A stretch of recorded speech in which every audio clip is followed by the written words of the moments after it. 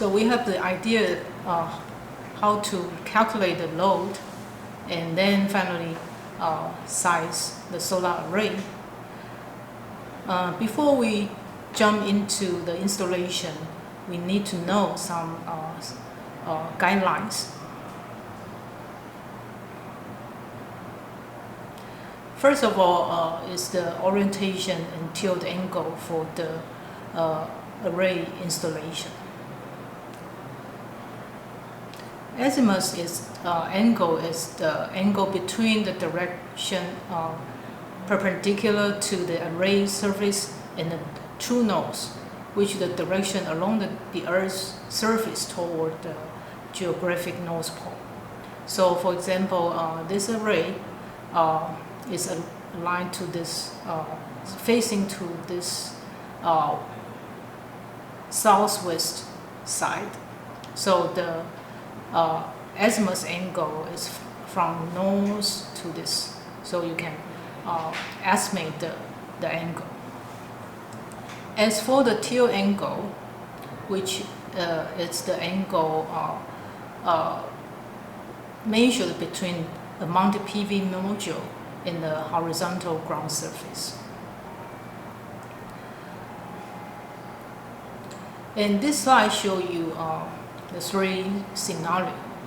For example, if the sunlight comes from this direction, it's about 45 degrees. So if the tilt angle is 90 degrees or 0 degrees, you will get less sunlight. But if you can adjust the tilt angle, let the sunlight direct to the solar panel, then you will get most out of the output power.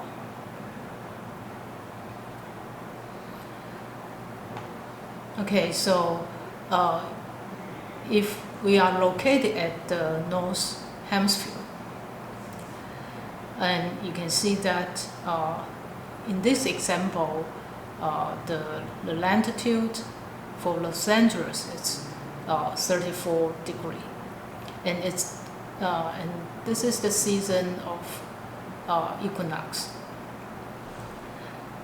And you can see if sun goes up at the noontime, if you can face the solar panel to the south part, and then with the tilt angle of 34 degrees.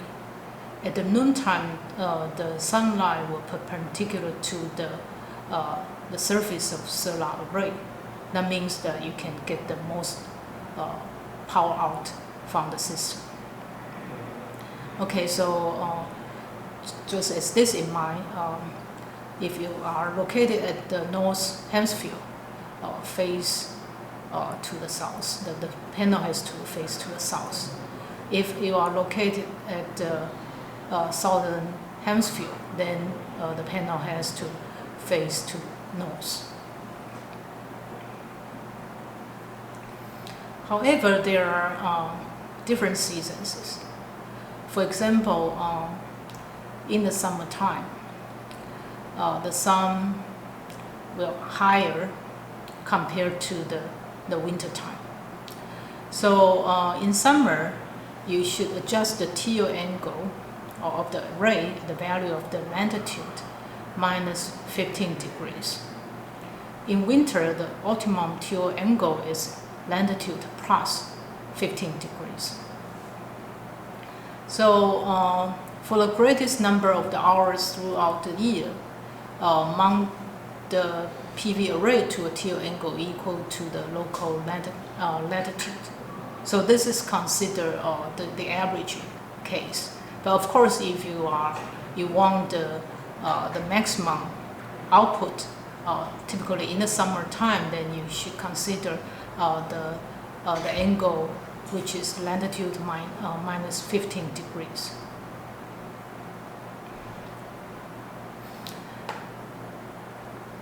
Of course, if you have a system that can tracking the sunlight, you will get all the maximum power. But most of the time, the module are fixed mounted. So here are some guidelines for the off-grid or standalone PV systems. The tilt angle of the PV module should be determined for optimal system performance at the scariest sunlight, which is in the winter time. So it is calculated so that if the electric power output is enough upon the scarcest sunlight, the selected tilt angle is okay during the rest of the year. As for the grid-tie system, it is reasonable to mount the PV array at the tilt angle, providing maximum performance in summer, as there is always less sunlight in winter. For aesthetic reasons, it is recommended that you install the PV modules at the same pitch as the roof slope. Otherwise, it becomes quite ugly. For most geographical locations, the optimal tilt angle is evaluated somewhere between latitude and latitude minus 15 degrees. So it's for the average.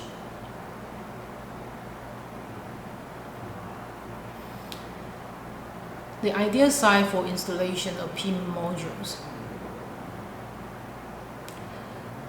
Here are some guidelines. Orientation towards the sun, of course. And lack of any sources of shading. So you have to check out the location, especially during the day and throughout the year. Shading is not recommended, at least between 9 a.m. and 3 p.m. Minimization of the length of the DC cables between the PV array and the inverter. So, for example, if you want to install the inverter in a room or in the office, then you should consider the wiring length, because the longer the cable, the larger the loss. And static. So it should become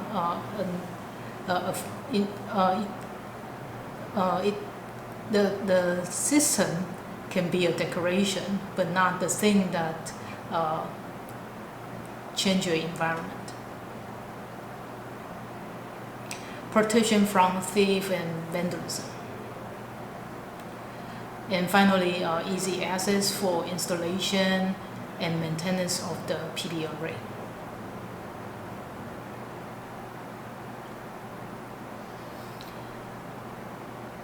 If there is shading by nearby object, here are some practical tips.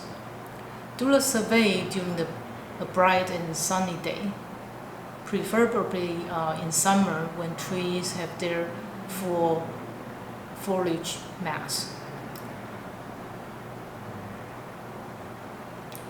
During the site survey, look for the following obstacles.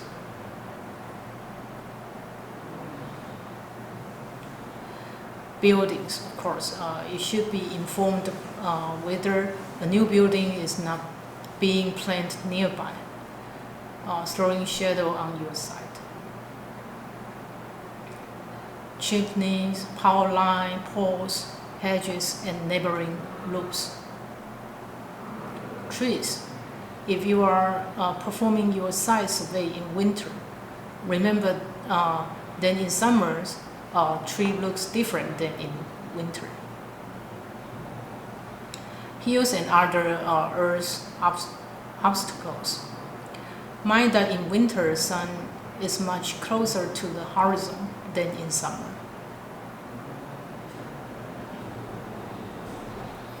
And this slide shows you how to avoid shading.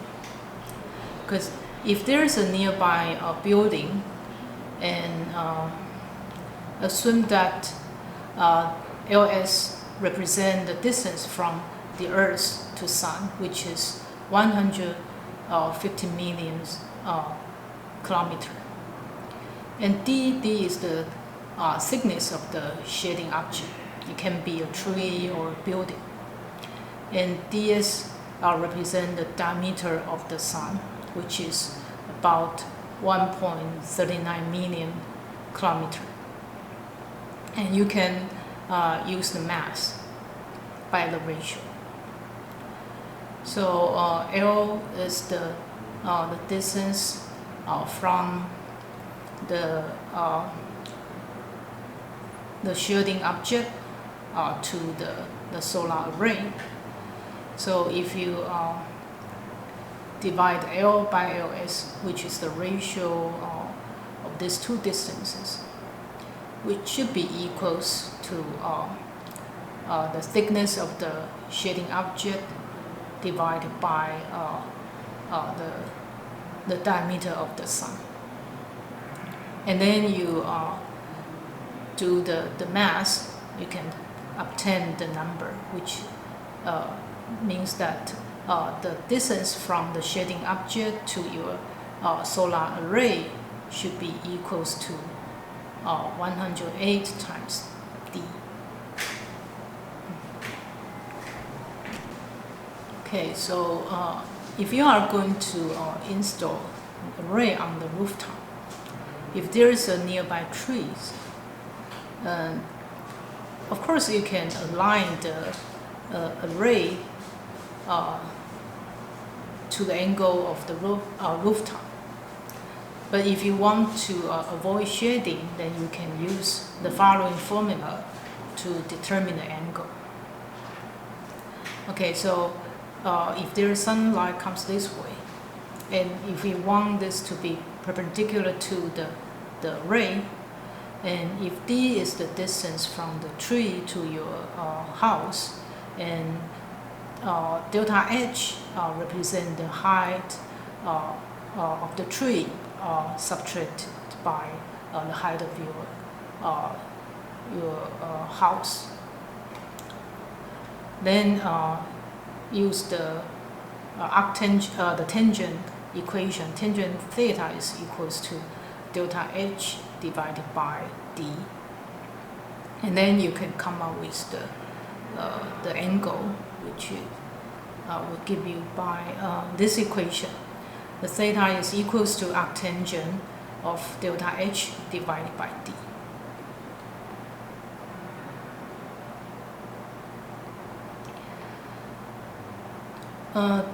To avoid the inter-row shading, because we have multi-rows. So for this example, we have 2 rows, and assume that the height of the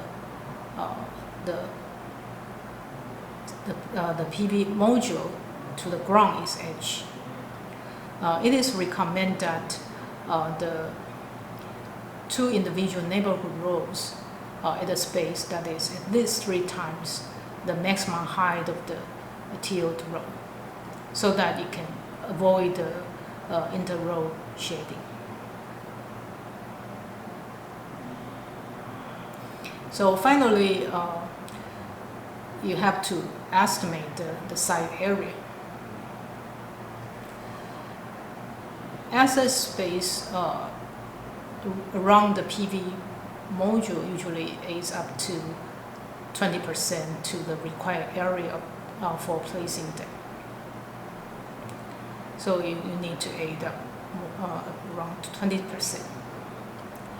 Don't try to use every last square inch on your rooftop to install a PV array because of the following reasons. The PV array gets difficult to install because there is no room. The PV array gets hard to maintain. Wind loading at the edge of the roof increases. And from a regulatory point of view, you could violate some provision for providing available space for the firefighters and other personnel that might need to access the roof. So this is quite important. Hope this lesson will show you how to do a basic design, and you can try that at home. That's about it. Thank you.